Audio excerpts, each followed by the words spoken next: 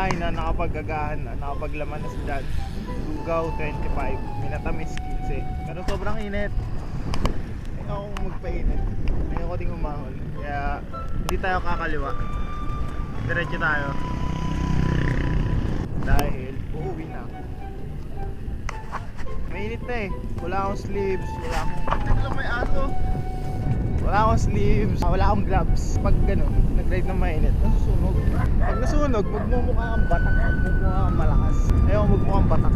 Batak kami! Batak! Kaya uwi na. Talaga sa ano eh, sa Pisong Kape pag nagtambay ka doon.